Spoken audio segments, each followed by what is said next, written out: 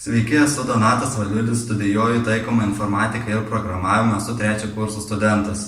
Palei Erasmus Plus programų buvau išvykęs į Portugaliją. Sveiki, esu Vitalija Gaudytė, esu 2 kurso studentė, studijuoju turizmo ir pramogų industriją, bei praeitais metais atlikau savo pirmąją praktiką Kipre.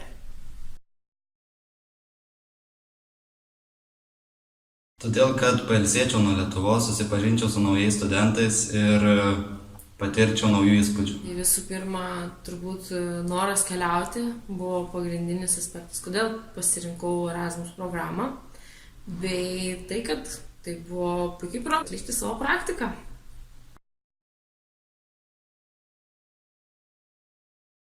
Žinoma, kad kilo, nes nesu tas žmogus, kuris laisvai kalba angliškai, bet pamatęs, kad kiti taip pat daro daug klaidų bei nekalba laisvai, persilaužiau per save ir pradėjau daugiau šnekėti. Be abejo, kad kilo mintis, jau bus bėdų, bet iš tikrųjų nuvažiavus nekilo jokių bėdų dėl savo kalbos, nes jie lygiai taip pat nemoka kalbėti taip gerai, kaip mes įsivaizduojam.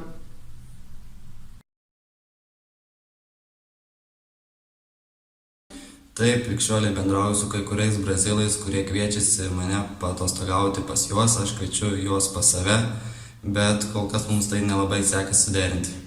Be abejo, susiradau begalės draugų ne tik iš Lietuvos, bet ir iš užsienio, su kuriais vis dar palaikomi ryšį ir, aišku, planuojame susitikti kada nors.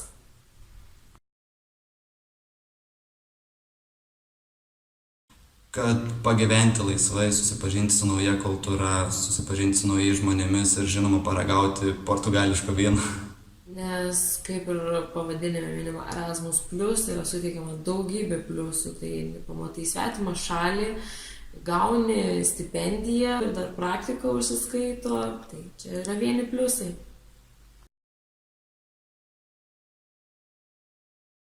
Nebijoti perlipti per save, išlįsti iš savo saugumo zonos.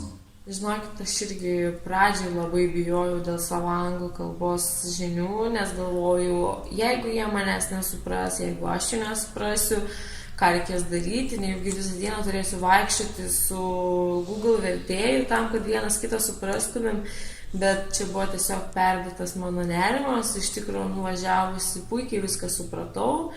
Ir jie mane puikiai suprato, mes puikiai susišnekėjome tarpusavį ir nekilo jokių, kaip sakyti, nesklandumų.